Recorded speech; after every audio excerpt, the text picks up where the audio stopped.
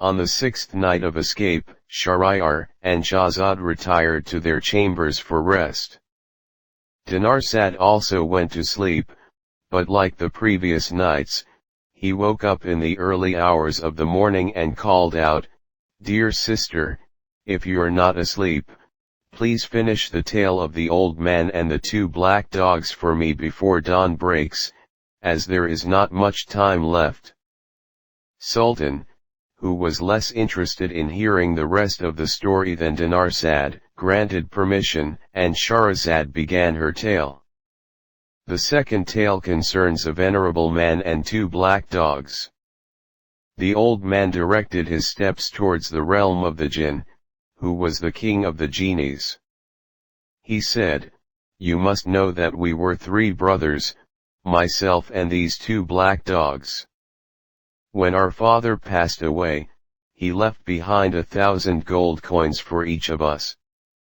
After his death, we followed his trade and engaged in commerce. My elder brother, one of these two dogs, decided to leave our homeland and engage in trade elsewhere. He sold his property and purchased goods for trade. He traveled abroad for a year and lost all his money. When he returned, he had nothing. A man, appearing poor, came to me. Assuming he was a beggar, I told him to go, may God help him. But he replied, I am not a beggar, it seems you do not recognize me. I am your brother who has returned from a journey.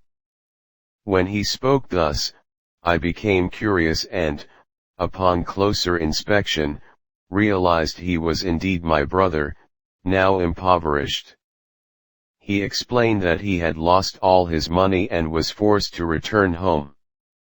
I took him to my house, provided for him, and he told me of his misfortune. After assessing my wealth, I found that I still had 2,000 gold coins left. I gave him 1,000 to invest and resume his trade. Thus, my brothers and I continued to live together in unity and brotherhood. Some time later, my other brother, one of these two black dogs, came to me and expressed his intention to sell his property. My other brother and I did everything in our power to dissuade him, but to no avail. He eventually sold his property and used the money to buy goods for trade. Like his brother, he suffered losses in his trade journey and returned with nothing. I had managed to save another 1,000 gold coins, which I gave to him to restart his business. He too obtained a stall and engaged in commerce.